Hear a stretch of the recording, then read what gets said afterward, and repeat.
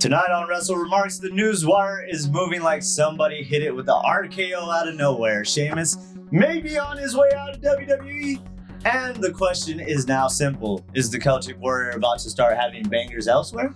And if he goes to AEW, is that locker room excited, or are they looking up like, here comes another one of the talking TV time? Yep, they're going to take some TV time from them if he does go, but we also have Vince McMahon voicemails that have leaked, and the whole WWE Endeavor story just keeps getting messier. We're talking Ari Emanuel, Stephanie McMahon, indemnification, shareholder lawsuits, all the boardroom drama WWE probably wishes stayed in the boardroom. That's not even wrestling news anymore. That's Succession with body slams. That it is. The ESPN reportedly wants more of the PLEs to feel bigger, longer, and more valuable. So we may be getting more matches. About time, because charging fans extra and then giving them 3 streaming matches is nasty work. That it is.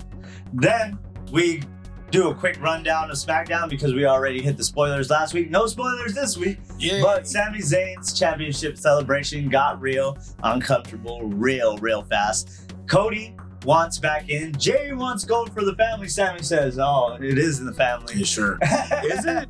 Raw gave us chaos. Gunther putting Cody through a table.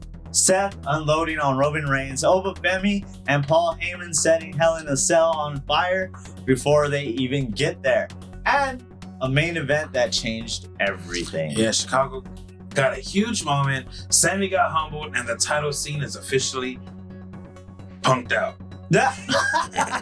And then we close with NXT as usual, where Kendal Grey defends against Nattie. Callie Armstrong is calling her shot.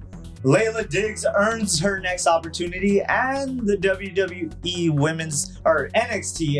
women's division is looking like everybody wants a piece of the same plate. This is Wrestle WreMarks.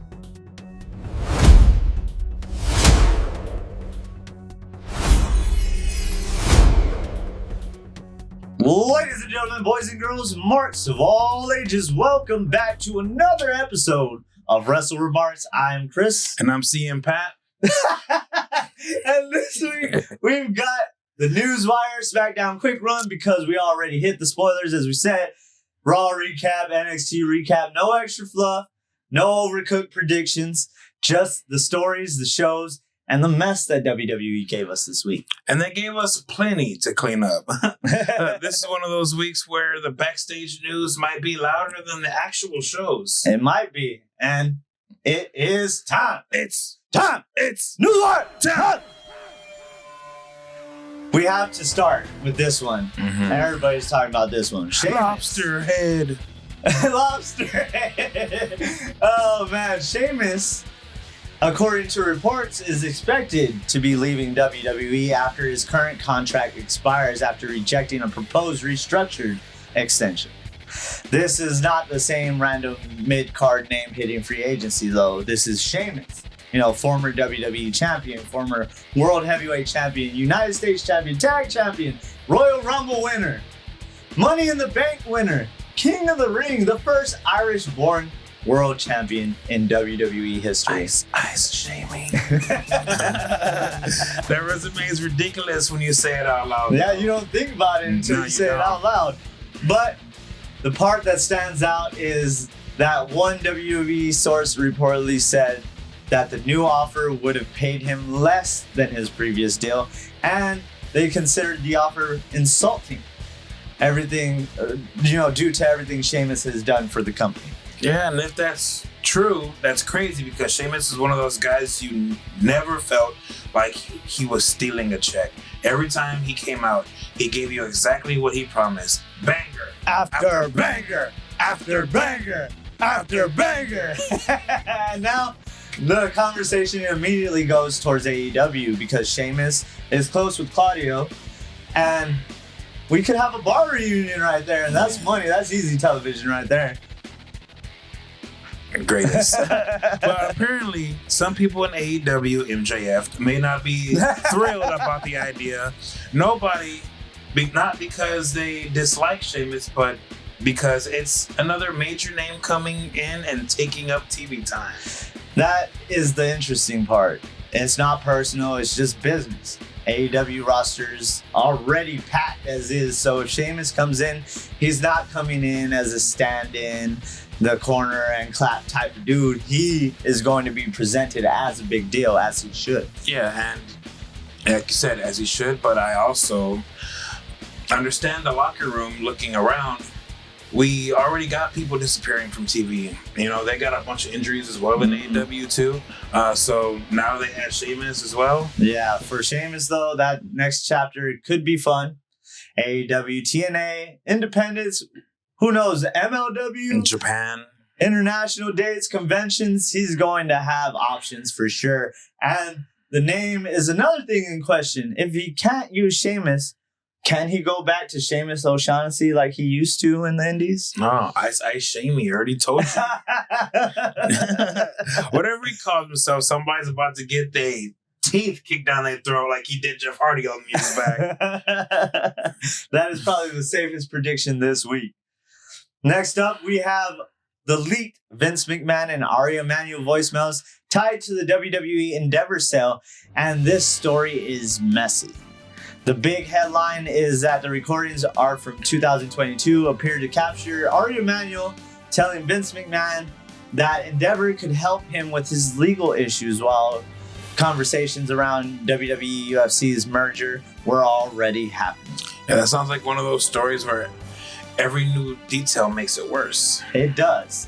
One voicemail reportedly had Ari Emanuel referencing the DOJ and SEC investigations and saying they could indemnify Vince. Now, indemnify basically means covering legal costs and or losses in certain situations, usually civil, not criminal.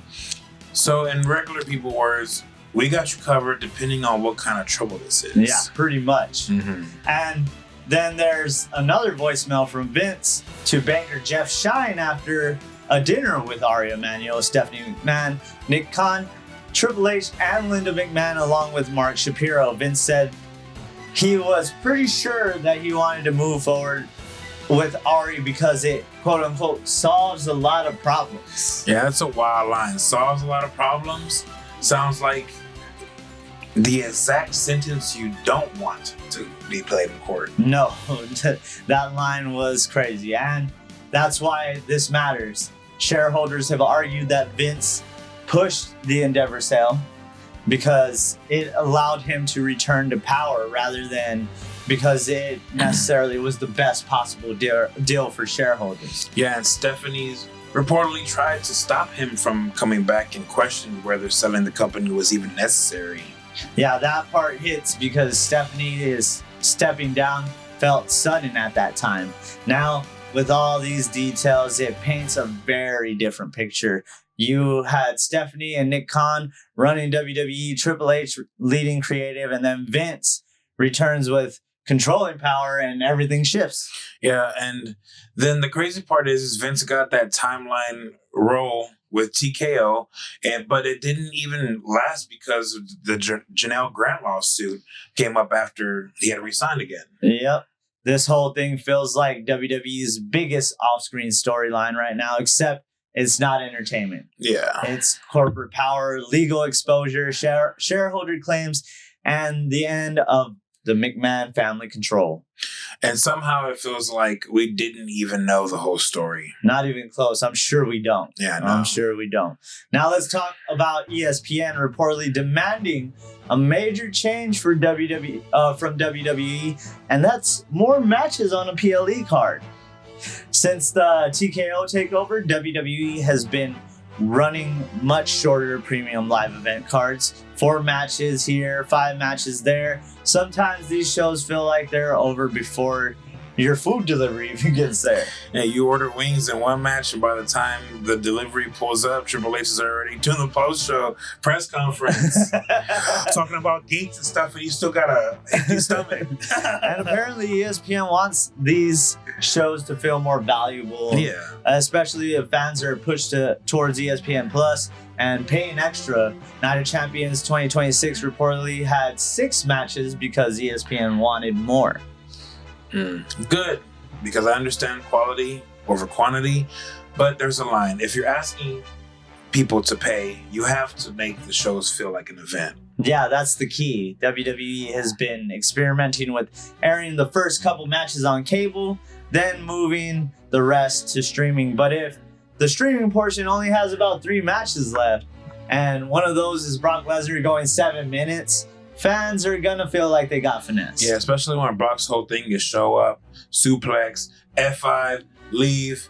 That's fun, but that's not the whole subscription. Yeah. So if ESPN pressures WWE into giving us fuller cards, fans might actually win here. Yeah, look at ESPN accidentally fighting for the people. Accidentally, right? Yeah. But I also do I agree and disagree because I love the shorter cards. Yeah, me too. I'm torn between the two because I understand that we used to be up to 12 in the morning sometimes watching pay-per-views, bro, and it started at 7. Yeah, I love the smaller cards because it doesn't take as long, but at the same time I get their point because they're airing those 2 matches on ESPN. Next thing you know, there's only 3, maybe 4 matches left. When you get to the premium stuff and everybody's questioning why are we paying for this if we're only getting a couple matches? Yeah, exactly. Now we have a sad story. Scarlett Guillen, an 8-year-old superfan of Charlotte Flair, has passed away after battling diffuse midline glioma. Yeah. Scarlett and Charlotte had developed a real friendship. This wasn't just a one-time meet and greet. They FaceTimed, texted, spent time together, and Scarlett even helped inspire Charlotte's gear many times. Also, I believe her entrance graphics as well. Charlotte attended Scarlett's first Holy Communion, and Scarlett was at WrestleMania 42 to see her. Oh, that's heartbreaking, man. Wrestling can be ridiculous, but stories like this remind you what these wrestlers can mean to people outside the ring. Absolutely. And Charlotte has credited Scarlett with helping her show more vulnerability and tap into a different layer of herself. That is powerful, especially for someone like Charlotte, who spent most of her career being presented as almost untouchable. Yeah, and sometimes the thing that makes a character connect is letting people see the person underneath. Well said. Charlotte reportedly donated to the family's GoFundMe. Tyrese Halliburton donated as well. And even Jade Cargill, despite their on-screen feud. Yeah, that's bigger than wrestling. Rest in peace to Scarlett Guillen and love to her family. Yeah. Now, Chelsea Green has deactivated her X account after some online harassment following false claims of her political views. Someone openly accused her of being MAGA, and this stems from, I believe it was her and Tiffany Stratton doing a point that was kind of like, what's the WNBA star's name? I just had it at the tip of my tongue. I can't even remember it, but she's MAGA. So they accused the two of being MAGA. Chelsea denied it directly, said she's a Canadian citizen. She can't even vote in America. She is not MAGA and considers herself a liberal Democrat. After that, she faced backlash and harassment from MAGA supporters and deactivated her account. Of course she did. That's why wrestlers log off. People take one rumor, run a marathon with it, and then act shocked when the person says, I'm out. For real. Exactly, though. You can criticize a wrestler's character, match, promo, whatever. That comes with the job, but spreading false claims about someone's beliefs and then attacking them for correcting it is just nasty work. Yeah, and Chelsea is usually one of the best at playing along online. So if she's saying enough's enough, that tells you that she got it bad. And it's time for a change. Tripping. I was thinking before you even read it, bro. Before you even read it, I'm like, she's Canadian. Yeah. Hopefully she gets some peace from it, because we all need to take a break from social media sometimes. We don't need to be checking it every hour of every day. For real. And, Talk me off. And it's a not so wonderful life for WWE as they filed a new trademark for RKO after the previous attempt was refused due to a potential confusion with RKO Pictures.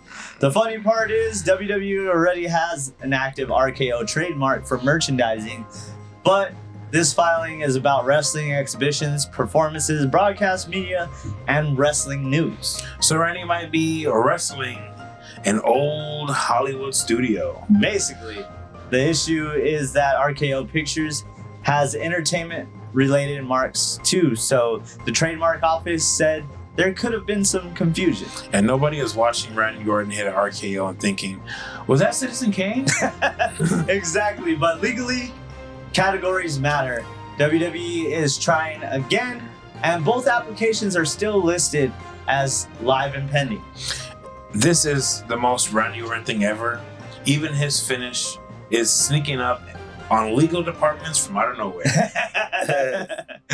Also, El Hijo de Vikingo reportedly suffered an injury while preparing for an NXT match after appearing on SmackDown against Rey Fénix for the AAA World Cruiserweight Championship. The concern is that it could be serious, and the timing is rough because Vikingo has already dealt with several injuries, including that knee damage in 2024 and a shoulder earlier this year. Yeah, that man wrestles like Gravity owes him money, so every injury feels scary. Where you at, Gravity from AEW? Give him his money. Cash in hand. And the bigger conversation is how WWE is presenting AAA talent. Phoenix beat Vikingo on SmackDown, and there's concern that if AAA stars keep losing to WWE associated talent, AAA fans may start seeing their own roster as secondary. That's a real risk. Crossovers are fun, but if one side is already eating the pin, fans notice. Yeah. Which, I mean, I don't technically agree because they just got Damian Priest, Ray's a AAA champion. They're being featured on a bigger stage. Yeah, but I get it. You have all these WWE talents coming to AAA and getting all the titles. Come on. I understand. Also, Scott D'Amore says Maple Leaf Pro Wrestling is working on an announcement for U.S. and international fans to watch the product legally and easily. They already have TSN locked down in Canada with TSN2, TSN Plus involved, but D'Amore made it clear that he doesn't want American, Mexican, Japanese, or just international fans in general stuck hunting for VPNs. Yeah. As a part of those who miss out, we gotta talk about this one.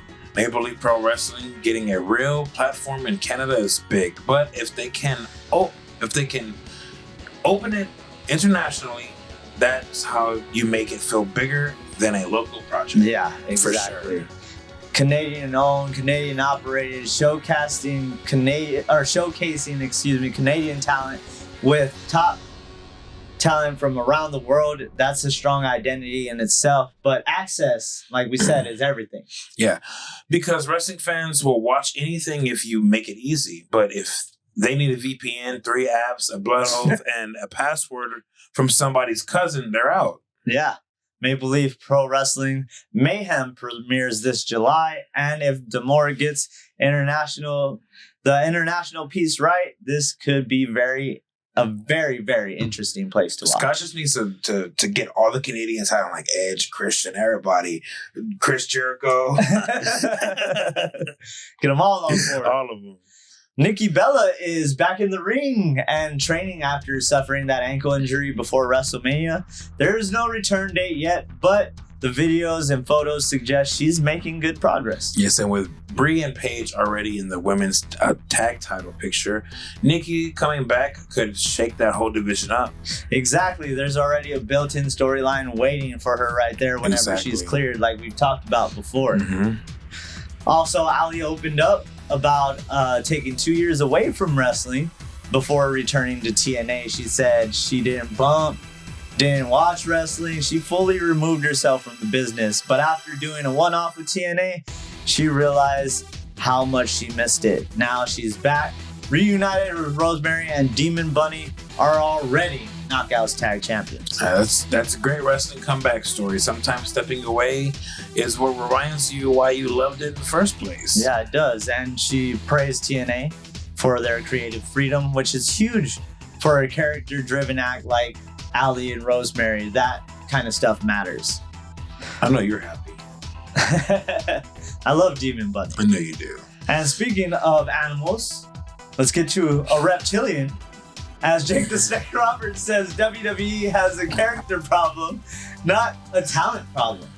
He thinks wrestling needs more memorable characters and less resistance on high flying. He said that if he could change anything, he'd fire half the roster and keep the guys who could actually wrestle. Jake never heard a soft answer he didn't like. Never. But underneath the harsh delivery, there's a real point. Wrestling has a lot of talented athletes, but how many characters make you stop what you're doing and watch? Yeah, that's always the question.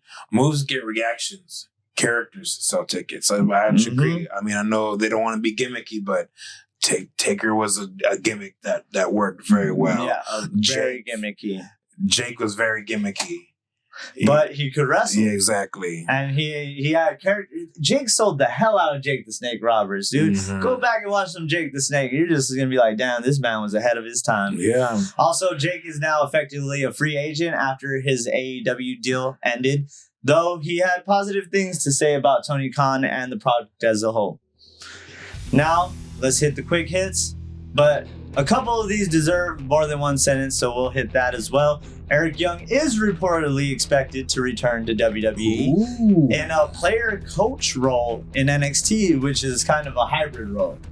Young is not done with the in-ring side of things, but he'll also be doing coaching. That's smart. NXT needs veterans who can still work, but also help younger talent learn television timing and character. Yep. Mick Foley's WWE Legends merchandise deal has ended, and he said he is now focused on his new chapter with AEW. They have some merch in the works and some other projects as well. Foley is one of those legends where fans still care. So even if it's just merch, people are going to read into it. And I'm sure he's going to bring in a lot of money. His merch sales hit the highest they possibly could be before his merch deal with WWE ended. Also, AAA teased Bad Bunny possibly appearing on the promotion, especially with Damian Priest now involved. Rey Mysterio said they're working on it, and there's reportedly some substance to that tease. Bad Bunny and AAA would be huge. That mainstream attention, Puerto Rico connection, WWE connection, Damian Priest connection. There's a lot of connections going on. That one, the Rocket Sock connection. Yes, it's the best connection. that one could get loud really fast. The ENC connection. Yeah. Oh. I need a kazoo. I hope y'all had y'all's flash photography ready. Jack Perry still has not re-signed with AEW, which is wild to say, and his deal is reportedly up very shortly. Yeah, that's one to watch. Jack Perry was one of AEW's early pillars, but AEW's roster is crowded and the wrestling world is weird right now. So this world contract, CM Punk. Crimea River. Nikki Blackheart has confirmed her new NXT name was Reina Falcon. And she also clarified that it's not Queen Volcano, it's not Queen of Volcanoes. Some things just don't need to be translated. Good, because wrestling fans will absolutely translate something wrong and then argue with the person whose name it is. In other quick hits, DDP contacted AEW, what the hell? WWE about occasional involvement, so we may see him soon, we'll see. Joe Rogan says that Ric Flair was targeted in a fake podcast invitation scam, so apparently there's been a scam going on with Joe Rogan's podcast, getting people to be like, hey, you're invited, but there's a fee. And no word on if Rick did give him his information or not, but People need to watch out for that one. For real. Mandy Rose and Tino Sabatelli are expecting their first child, so congratulations to them. Killer Cross has joined the cast of an action drama called Godshot, and Tony D'Angelo welcomed his baby boy Vincenzo, so congratulations, Tony D. Congrats, Tony D. The family literally just got bigger. Yeah, it did. Now let's move. Now let's go on and move to SmackDown. Since we already covered the SmackDown spoilers last week, we're gonna go in this in a quick run style here. The show opened with Sami Zayn's WWE Championship celebration, and Sami came out like a man who won the title, but also kept very negative tweet in that folder of his. That man was happy, angry, petty, grateful, bitter, hateful. He was just in a glass case of emotion. For real. He literally went through every single emotion. Except relax. Yes. For sure. He thanked the fans, but he also reminded everybody that people booed him, doubted him, and jumped off the bandwagon. And he kept saying he could be petty and tell people to kiss his ass, but he wouldn't because he's the last real good guy. He really is, which made him sound very, very petty. Cody Rhodes then came out to congratulate him because Sami was there for Cody when Cody won the title. But Sami immediately turned it into, be honest, you want what I have. Then Jey Uso came out and said, bloodline business. He needs to bring that back to the family. But it's already in the family. Come on. Yeah, and Cody, Sami Uso. For real. The Usiest of Usos. He's feeling Usi. For real. And Cody hit him with the best point.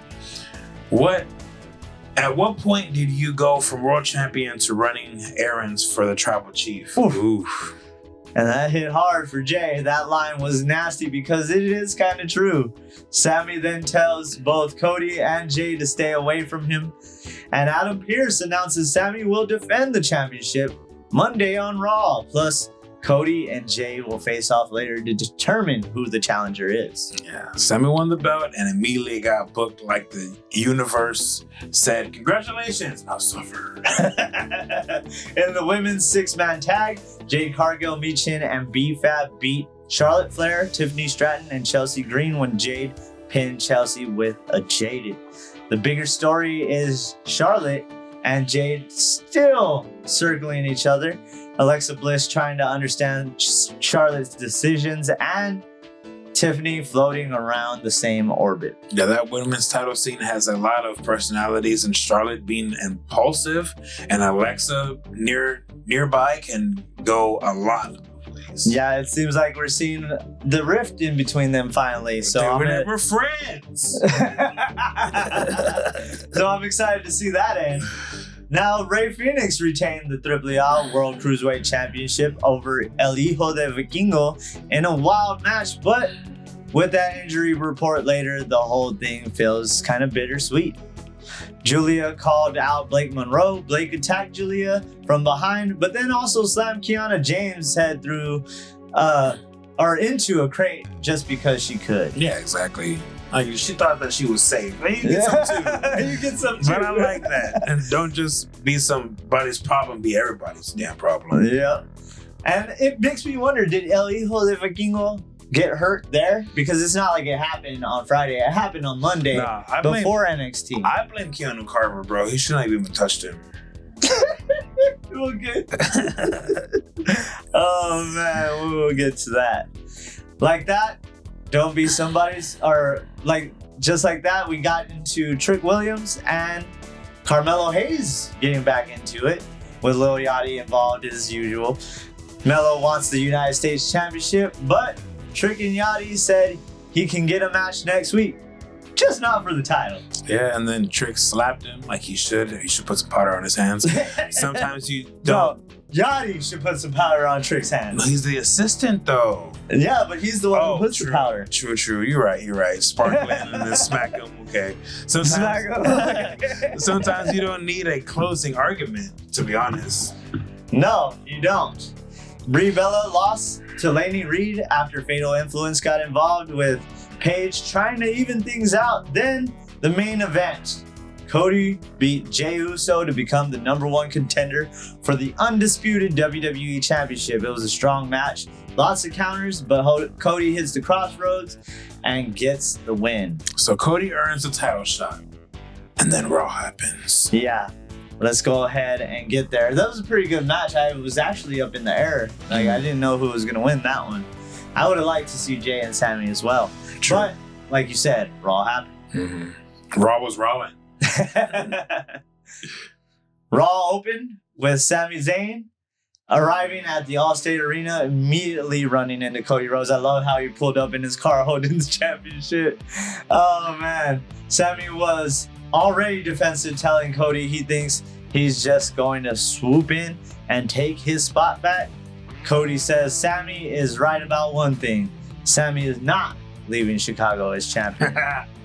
Then Gunther attacks Cody, powerbombs him through a table, kicks the door at Cody's head, which was beautifully done because you couldn't even see the way the camera angle was.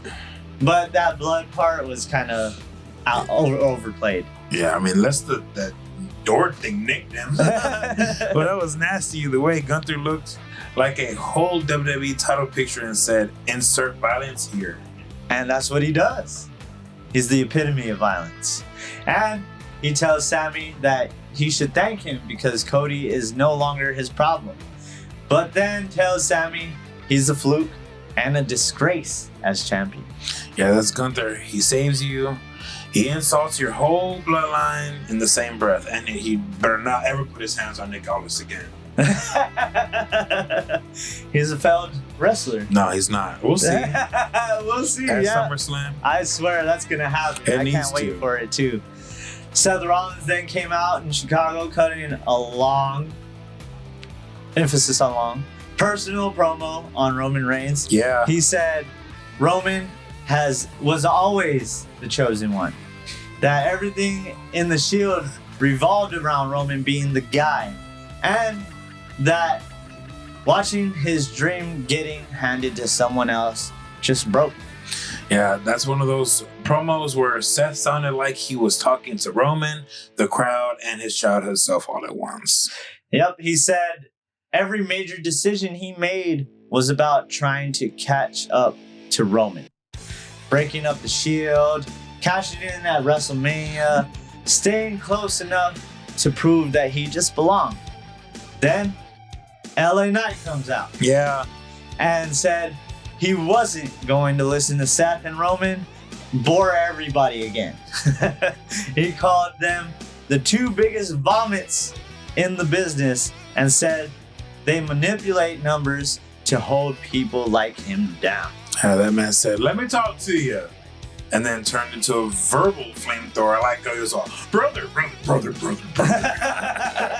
He should have did that, too. Oh, man. Seth actually gave LA Knight credit for the grind, but told him his focus is SummerSlam and getting back the title he never lost. Then Jimmy Uso super kicked LA Knight and told him to keep his family out of his mouth. And it sounded like Will Smith and Jada all over again. Big Jim stepped up for the bloodline business. I like that. It's about time. I right? like it. We thought he was going to rift away from him, but yeah, it seems like he's getting a bigger push now. It could be because Jay's dealing with some personal stuff. True. The Street Profits defended the World Tag Team titles against The Vision, Braun Breaker, and Austin Theory with Logan Paul at ringside as usual. Before the match, though, Heyman told Breaker not to worry about spearing him through the barricade last week. The real issue was that he didn't take out Seth Rollins. And he told Austin Theory to bring back something worthy of his wise man or don't come back at all. Yeah, that's pressure. Heyman basically said, win the titles or lose my number. Yep. The Vision did exactly that, though. Braun and Theory beat the Street Profits to become the new World Tag Team Champions. Of course, it wasn't clean, though. we finally saw the turn of Maxine Dupree. I mean, so basically, she won the titles. They did. That's a big reset. Breaker is already dangerous, but now Theory has gold too. The Vision needed something tangible, and now they've got it. And now, this ties into the whole Seth thing.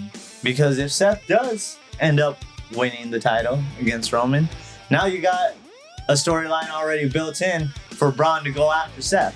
Yep. Which I'd rather him have a singles title than a tag title, to be honest with you. Yes. Also, so Ruka defended the Women's Intercontinental Championship against Raquel Rodriguez. Judgment Day tried to get involved. Liv Morgan tripped So at one point, and it looked like Raquel might steal it. But Io Sky came out, wiped out Judgment Day. Soul hit the Soul Snatcher, and it was all she wrote from there. Yes, so Ruka keeps surviving grown women problems. Every week it's bigger opponents, factions, chaos, and she still finds a way to snatch some souls. And Io coming out keeps her tied to Roxanne, Raquel, and Liv, and really that whole Judgment Day orbit. Mm-hmm. Paul Heyman came out to speak for Brock as he does ahead of that Hell in a Cell match against Oba Femi. Heyman said Oba made the biggest mistake of his life by accepting Brock's challenge. Oba came out and told Heyman he talks too much. So he came to give him a face to talk to. That's such an Oba line. Calm, direct, and scary. Yeah, that man is intimidating. Heyman reminded Oba that Brock proved that he was still beatable. And he also proved that Brock was beatable at WrestleMania. Now, the trilogy happens inside a Hell in a Cell, where Brock has history, especially against The Undertaker. Mm-hmm. Oba fired back, saying Heyman has been reduced to just a mouth. And he said Brock has been the one thing standing between him and destiny. His final line was that you have to walk through hell to get to heaven. And he'll see Brock in hell. Yeah, that's one of them lines for real. That match sells itself. Oba doesn't sound scared of Brock. He sounds like he's excited to suffer if that's what it takes to win. Not only is he going to retire Brock, he just verbally retired Heyman on the mic too. And that is exactly how you build a monster without making him feel smaller next to Brock Lesnar. Exactly. Chad Gable and Dragon Lee teamed up against Ethan Page. And Rusev, Paige and Rusev jumped them before the bell. And in the end, Rusev made Dragon Lee tap with the accolade. After the match, they kept attacking until Joe Hendry came out for the save. But Rusev and Paige put him down too, with Rusev locking in the accolade. And man, that last visual of them just with the two laid out was... Yeah, Rusev is back to being a problem. Ethan Page standing next to him gives him that annoying villain energy where you want somebody to punch both of them in the face immediately. Yeah, for real. That's a good pairing. I love this pairing because Rusev brings the violence while Paige brings the smug. I like the smug. Bayley cut her heartfelt promo to Lyra Valkyria, talking about how Lyra once waited in line to meet her, how that became the foundation of her respect for Lyra, and how Lyra helped her get through one of the toughest times of her career. But Bayley said Lyra used all that against her and took the easy way out. So next week, Bayley wants Lyra face to face. Yeah, that one has emotion. Bayley sounds hurt, not just angry. That makes it better. Agreed. When Bayley gets personal, it hits different. Then, the main event. Cody Rhodes was out after Gunther's attack, and Nick Aldis made a call and secured a replacement challenger, none other than CM Punk. He's a better GM, that's why. Oh, man. Chicago, Sami Zayn defending the Undisputed Championship. CM Punk stepping in. Yeah, that crowd was losing it the entire show. Yeah, they were. I mean, we really didn't know. every segment was CM Punk. Yeah. CM Punk, And constantly. I think they overdid it too with the whole let's open the back doors too. I mean, it was a cool visual. Yeah. I understand it, and it just looked like he mean business. Yeah, exactly. The match was physical, competitive, and it got nasty. Sami slapped Punk repeatedly. Punk was bleeding from the mouth. Ooh. They traded GTS attempts, Blue Thunder bombs, haluva kick counters, and eventually Punk hit Sami with a haluva kick of his own, followed by a GTS. CM Punk wins, new undisputed WWE champion, and after the match, Punk walks out through the crowd, recreating that Money in the Bank 2011 visual. I was even telling Olga, I was like, Hopefully you don't punch nobody. I was like, Someone else getting free tickets. Go ahead, blow us a kiss, Punk. You know what I'm saying? She's like, what? I was like, you'll see. It's coming. It's coming. You know, but that's insane. In Chicago, Punk wins the WWE Championship and walks through the crowd again. That's not subtle at all. No, it's not. And now everything changes. Sami's reign gets cut short really fast. Cody still has a claim. Gunther is hunting. Punk is champion, and the SmackDown's title just got won on Raw because of Adam Pearce and Nick Aldis's mess. Yeah, that title picture is chaos, but good chaos. Yeah, and you already knew once they said Cody wasn't cleared that we were going to see CM Punk, and there was no way that Punk was going to lose. I mean, if they wanted to cause a riot in there, maybe. I was thinking it could have went either way. Like I was thinking, I mean, it was a close match. It was a really good match. I thought Gunther was gonna come back and just whoop both of them. To be honest, oh, with that you. would have been nice. You know what I'm saying? But Grandpa has the belt. Jeez. So now they gotta get her back from him. He's growing that hair back out. I told Ashley, I was like, hopefully he grows it all the way out, puts that lip ring in, that eyebrow ring in, brings back. What was it called? This fire burns. Burns. Oh, I love that song. Sorry. And next week, Roman Reigns and Brock Lesnar are both advertised for Raw. Io Sky faces Roxanne Perez, and there's an Intercontinental Championship #1 contenders gauntlet. Ooh, Raw is stacked next week. They vary. I mean, Brock and Roman in the same show. And Oba. I'm forgetting about Oba, dog. Yeah, that too. Sorry, Oba. Who cares about Brock and Roman? I don't want to fall from grace. Nah. Because something takes a part of me. You and I were meant to be. It's destiny. She's been good to me. Now let's go on to NXT. NXT opened with Callie Armstrong, of all people. I didn't expect it to be Callie. And I really like her. I like her promo skills now. Like, she looks legit and she seems legit. And she wasted no time calling her shot. She said that after Great American Bash, when Kendal Grey won the NXT Women's Championship, all she saw was a target. Yeah, Kalani basically. Sorry, Callie Kalani is crazy. Callie basically said, "Congratulations, now turn around." And get this. Yes. Lola Vice came out and reminded everyone she still hadn't got her rematch. Then Kalani Jordan came out and made it clear that she's still in the mix too. That sets up next week, Kalani Jordan versus Lola Vice versus Callie Armstrong in a triple threat to determine the #1 contender. Yeah, but how does that make sense? Yeah, exactly. Because then Lola still doesn't get her rematch. Exactly. So she has to go through another to earn her rematch that she's obligated to have. I blame Robert Stone. Yeah, Robbie E. Next, NXT Women's Division is crowded in the best way. Everybody has a reason, everybody has an attitude, and nobody wants to wait. No, they don't. The first match we saw was a fatal 4-way #1 contenders match for the NXT Tag Team Championship. Dark State versus The Birthright versus OTM versus Shawn Legacy and Dorian Van Doo. Legacy and Van Doo got the win. And they looked good doing it too. That's a big opportunity for them, especially with Vanity Project sitting there acting like nobody is on their level. I love them as heels, man. Yeah, me too. And they'll get their shot next week against the NXT Tag Team Champions.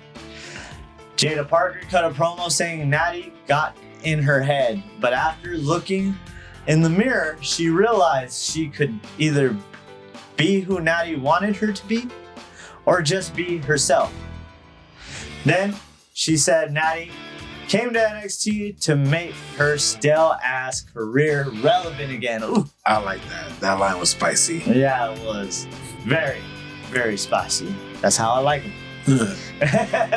Jada and Nattie Jada said Nattie beat her, got the job done, and now the NXT Women's Championship opportunity, or now has an NXT Women's Championship opportunity, but Jada promised she's going to put Nattie down. Yeah, that feud is not over, and honestly, it shouldn't be. No, it shouldn't, especially after the words exchange between the two. Them some heated words, some fighting words. Now, Keanu Carver beat Tank Ledger with a spine buster. That spine buster. Ooh. But I'm really liking this Keanu Carver, man.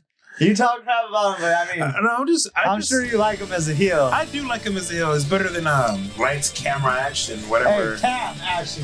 Don't care what his name is. Hey, someone else kissed your girl on Monday Night Raw. Yes. Speaking of which, that came up, and Ashley looked at me and was like, "Are they actually a thing in real life?" I was like, "No, she's with lights, cam, action." She should be though, but I don't care.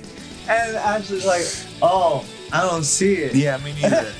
I was like, "Yeah, she don't see it either." My boy Cam. Nah, she lost in them beautiful big blue eyes and bald head of Austin Theories. You mean Justin Timberlake? Yes. Swole Yes. Justin Timberlake? Swole Timberlake. But back to Keanu. Is one of those guys where every win looks painful. He doesn't just beat you. He makes you look like your insurance premium just went up. Yeah, for real. For sure. He takes them out. Now, Naraku sent another warning to Tony D, saying Tony escaped with a victory at Great American Bash, but he has not escaped punishment. He said Tony still doesn't know what he's capable of. Yeah, because that man is evil. I mean, Tony just had a kid. He's trying to kill him. He is evil.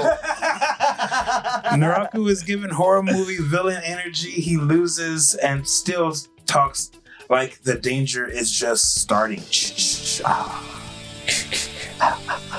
And next week, Naraku faces Tate Wilder.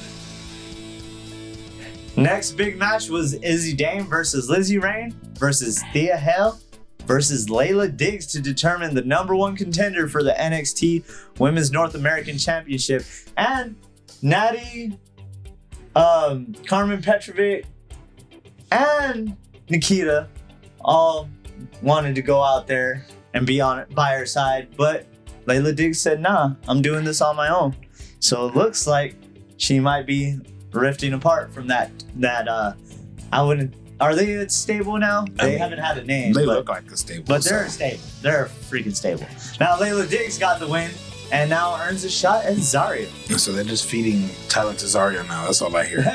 That's a big moment for Layla, and I like that she told Nattie she wanted to do it on her own, though. Yeah, it separates her from the whole thing and makes her seem a bit more bigger as a challenger. Mm-hmm. It gives her win more weight. Also, she didn't need the extra help. She went out there and she just earned it. Yeah, but we're talking about Zarya. She's a different problem. Yeah, a big problem. Yeah. Winning 5 type problem. Winning the shot is step 1. Surviving Zarya is just a whole other assignment. Now, Reina Valkan cut her first promo under the new name after attacking Tatum Paxley last week. She said, "When disaster strikes, there's no discrimination, no mercy, no hesitation, just devastation." Bars. That's a strong introduction. And now that we have Nikki Blackheart as Queen Volcano. Oh man, the I'm gonna tell her to beat your ass. That's all right though. I might let her. The character has a clean reset. Exactly. The name change is now official, and we now see how NXT builds her from here. Tavion Heights came out to talk about the Great American Bash, and Vanity Project interrupted to mock him. They said Miles Bourne handed him a title opportunity on a silver platter and he fumbled it. Tavion didn't take kindly to those words. He hit Jackson Drake with the microphone. Vanity Project jumped him and Miles Bourne made the save. Tavion and Miles hugged to close that segment. Yes, that's character growth. Tavion had to eat a loss, but Miles coming back around gives him a reset emotionally. Yeah, I mean, they were at each other. Well, at least Tavion was kind of upset that he kept coming out and helping him. But now that he got his and wig split, now I like that. Now he's back to being friends again, and it makes you wonder: does he have an ulterior motive?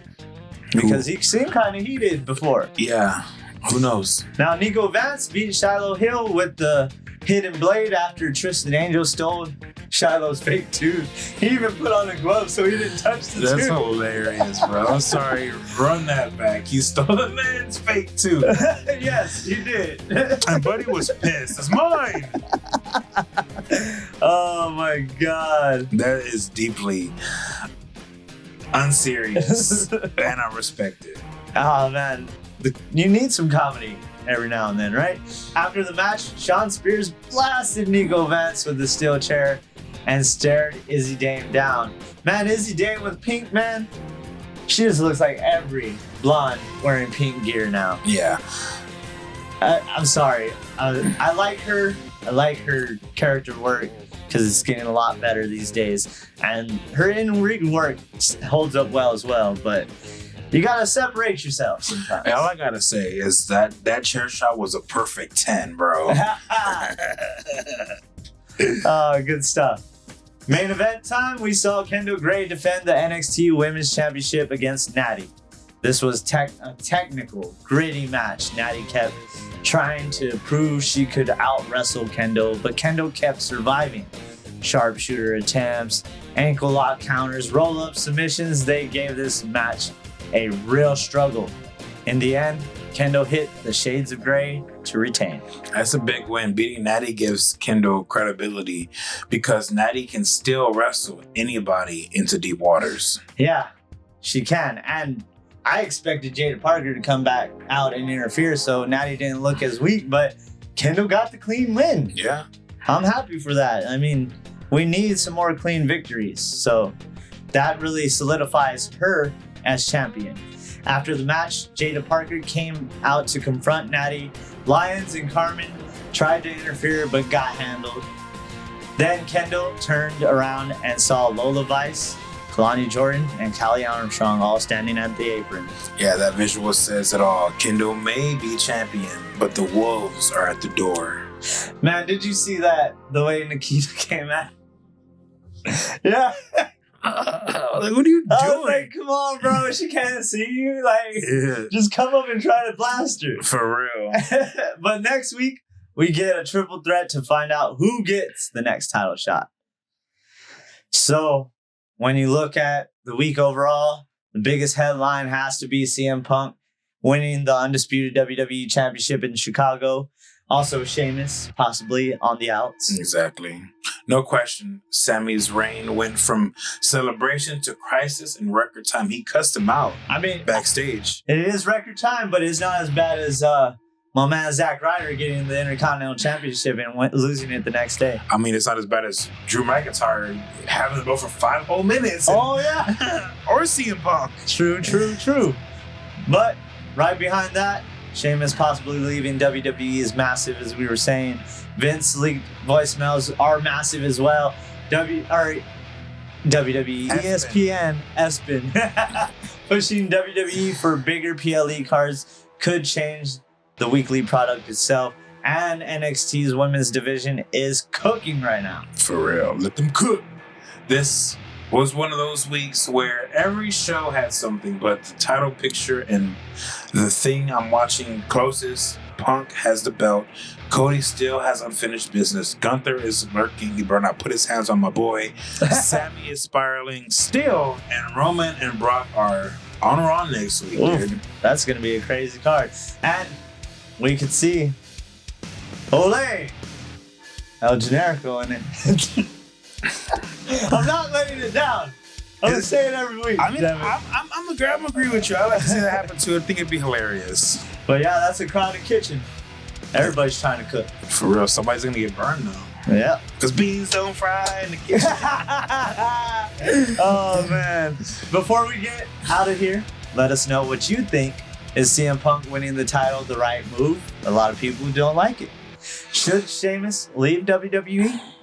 Would you want to see him in AEW, TNA, or somewhere totally different? And are you happy ESPN may be pushing WWE to get more matches on PLEs? I'm torn on that one. Me too. But drop a like in the comments. Drop it like it's hot in there. Yes, sir. Like, subscribe, follow the pages, and don't just watch wrestling. Argue about it with us. For Pat, I'm Chris. For Chris, I'm Pat. And this was your Wrestle WreMarks.